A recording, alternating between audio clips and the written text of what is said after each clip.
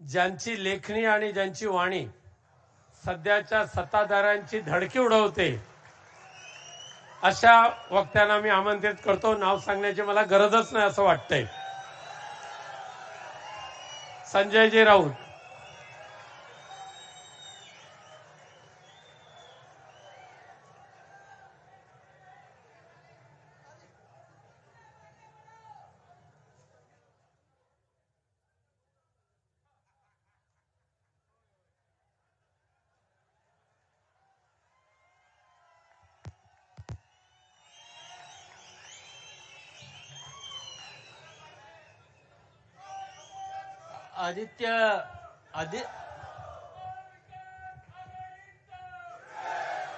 आदित्य ठाकरे यांनी सांगितलं निघताना 3 बॉल आणि 9 रन्स पाहिजेत.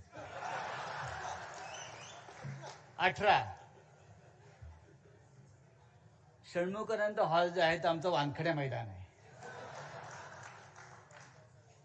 हिंदू हृदय सम्राट शिवसेना प्रमुख बाळासाहेब ठाकरेंपासून ते उद्धवजी पर्यंत आमचे सगळे सामने याच मैदानात होतात. आणि हा जो प्रेक्षक आहे तो आमचाच आहे.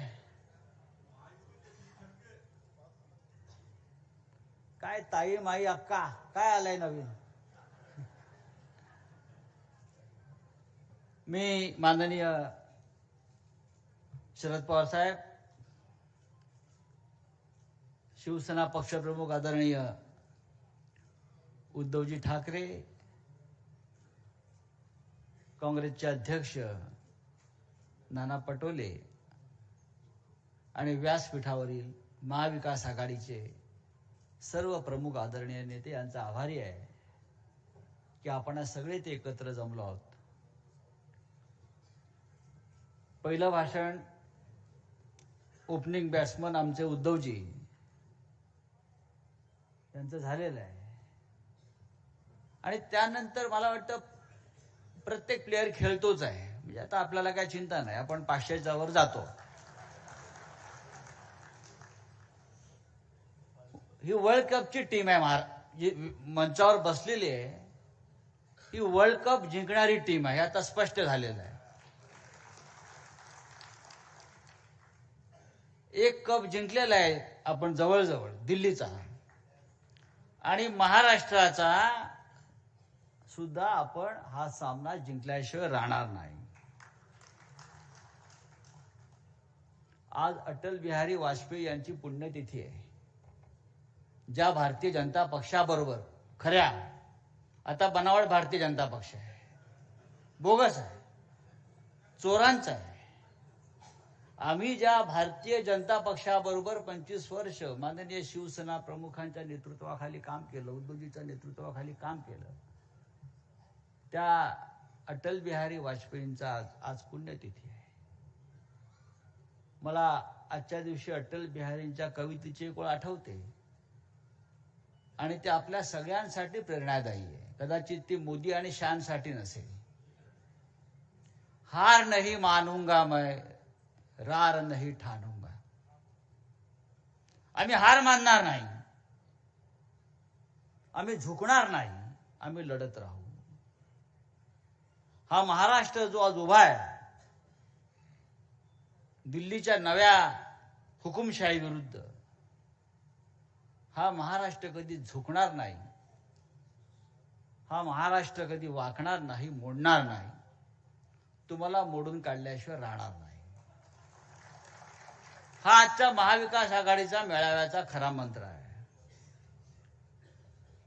मगाशी आपल्या वक्त्यांनी आपल्या प्रधानमंत्र्यांच्या 56 इंच छातीची त्यांना आठवण झाली. स्वतः मोदी विसरल्यात की आपली छाती 56 इंच होती. नाही नाही नाही, ती छातीच नाहीये, तो मातीचा रिकामा खोका आहे. काही नाही त्यात, काही नाही त्यात. जर छाती असती 56, नुसती छाती जरी असती तर देशाची अवस्था झाली नसती. देशाचे प्रधानमंत्री लाल किल्ल्यावर भाषण करतायत आणि जम्मू काश्मीरमध्ये आमच्या जवानांचं बलिदान होत आहे. गेल्या 50 दिवसामध्ये जम्मू काश्मीरमध्ये 27 हल्ले झाले अतिरेक्यांचे. 17 आमचे जवान शहीद झाले, 56 जवान घायाळ झाले आणि 100च्या वर आमची जनता नागरिक तिकडली ही मृत झाली. हे 56 इंचवाल्यांचं काम नाही, यांना छातीच नाही आहे. आणि त्यांच्या उरल्या सुरल्या छातीतली जी हवा होती ती आपण कालच्या लोकसभा निवडणुकीत काढून टाकली. महाराष्ट्राच्या निवडणुकीनंतर ते आपण पूर्ण काढून टाकू. महाराष्ट्राचे सगळे नेते इथे बसलेले आहेत. सुप्रियाताई लाडकी बहीण आहे महाराष्ट्राची, आणि या बहिणीसाठी महाराष्ट्र लढला. लक्षात घ्या, मी कालही सांगितलं की या बहिणीसाठी बारामतीमध्ये महाराष्ट्र लढलेला आहे. त्याच्यामुळे महाराष्ट्रातले तुमचे जे भाऊ आहेत लाडके, त्यांनी रंग बदलला. ते काय पिंक झाले, पिंक. सरडा रंग बदलतो, अचानक पिंक कसा होऊ शकतो, गुलाबी. आणि आता हा पिंक सरडा बारामती सोडणार असं मी ऐकलेलं आहे. कुठे जाणार मला माहित नाही, पण हे सांगतो, गुलाबी रंग महाराष्ट्राला धार्जिणा नाही. आपला नाही, आपला भगवाचा आहे. बघा तिकडे बाजूचं तेलंगणा राज्यामध्ये केसीआरचा गुलाबी रंग आहे, पराभूत झाला. पिंक काय साहेब, पिंक. मी त्याला एकदा बोले, पिंक रंग कहाँ से लाया आपने केसीआर जी, ये नहीं चलता है राजनीति में. नहीं आप देखो हम जीत जाएंगे. मिलो पिंक कभी जीतेगा नहीं, एक तो भगवा जीतेगा या तिरंगा जीतेगा.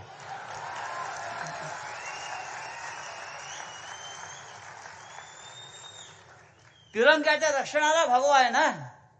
आमचे बाळासाहेब ठाकरे नेहमी सांगायचे हिंदू हृदय सम्राट, तिरंगाचं रक्षण जर कोणी करेल तर भगवा करेल. आणि आम्ही करतो आहोत. त्याच्यामुळे आता पिंकची काळजी नाही, पिंक गेला. आता आपल्याला रामकृष्ण हरी वाजवा तुतारी. आणि मशाल आहेत बुडाला आग लावायला. असो, अत्यंत चांगला असा आजचा हा 3 पक्षांचा मिळून सोहळा होतोय. आमचे 3 पक्ष म्हणजे इतर सुद्धा, शेका पक्ष आहे, समाजवादी पक्ष आहे, कम्युनिस्ट पक्ष आहे, अशी महाविकास आघाडी उत्तम रीतीनं पुढे चाललेली आहे. आमच्यामध्ये कोणतेही वाद भांडणं असण्याचं कारण नाही. तसं काही असतं तर आपण लोकसभा जिंकलोच नसतो. प्रयत्न खूप होतील, जसं आदित्यनी सांगितलं, आमच्या प्रयत्न चालू आहेत, प्रयत्न होतील, प्रयत्न करत राहा. पण आमच्या ऐक्याला अजिबात तडा जाणार नाही, एक तुकडाही कपचाही उडणार नाही, अशा प्रकारचं वातावरण या महाराष्ट्रामध्ये आहे. हे जे वातावरण आहे, हे संयुक्त महाराष्ट्राच्या लढ्यात ज्या प्रकारचं वातावरण होतं की महाराष्ट्राच्या शत्रूशी एकोप्यानं एक दिलानं लढायचं, आणि जो महाराष्ट्राच्या दुश्मनाशी हात मिळवणी करेल त्याला रस्त्यावर ठोकायचं. 50 खोके एकदम ओके, आणि रस्त्यात दिसला तर ठोकेच ठोके. आता हे पुन्हा विधानसभेत जाता कामा नयेत, आणि विधानसभा निवडणूक जिंकल्यावर रस्त्यावर दिसता कामा नयेत. हे वातावरण आपण महाराष्ट्रात जर निर्माण केलं असेल तर आपल्याला फक्त विजय प्राप्त करण्यासाठी एकत्र काम करायचं आहे. आमच्या पुढे या राज्याचे प्रश्न सगळ्यात जटिल उभे आहेत. लाडकी बहीण आहे ना, यासारखं ढोंग महाराष्ट्राच्या कुठल्या योजनेत झालं नसेल आतापर्यंत. या राज्यात, या देशामध्ये अनेक योजना आपण पाहिलेल्या आहेत, पण सध्या मी गेले काही दिवस पाहतोय की काही चर्चा फक्त एकाच योजनेची आहे. कारण सरकारी पैशानं मतं विकत घेण्याची योजना आहे. आणि मगाशी सांगितलं की नाती अशी सरकारी पैशाने विकत घेता येणार नाहीत. याआधी सुद्धा हे प्रयत्न झालेले आहेत, पण शेवटी आमचं नातं जे आहे महाराष्ट्रातल्या बहिणींबरोबर, महाराष्ट्रातल्या शेतकऱ्यांबरोबर, महाराष्ट्रातल्या विद्यार्थ्यांबरोबर, ते नातं पैशाच्या पलीकडचं आहे. आणि उद्या सत्ता आपली येणारच आहे. उद्या सत्ता येणार आहे, अर्थमंत्री आपला होणार आहे. तिजोरीत जरी पैसे नसले सध्या, तरी ते कसे आणावे ते जयंतराव पाटलांना चांगलं माहिती आहे. आमच्या अर्थमंत्री त्यांनी अनेक काळ काम केलेलं आहे. पैसा येईल आमच्याकडे, काही काळजी करू नका. 1500चे 150 होतील, 1500 होतील, 3000 होतील, 5000 होतील. एटीएम मशीन मागे बसलेली आहे आमच्या महाविकास आघाडीची. मी पुन्हा एकदा महाविकास आघाडीच्या सर्व प्रमुख जे नेते आणि आपण बसलेले सगळे लोक त्यांचे आभार मानतो की हीच एकी आपल्याला 3 महिने ठेवायची आहे. हेच ऐक्य ठेवायचं आहे. आपल्याला संघर्ष करायचा आहे. महाराष्ट्राला संघर्षाशिवाय काही नाही आणि संघर्षातूनच सगळं मिळालं. महाराष्ट्राने काही करायचा प्रयत्न केला की दिल्लीवाले येतात, आमच्यात तोडफोड करतात. जे ब्रिटिशांनी केलं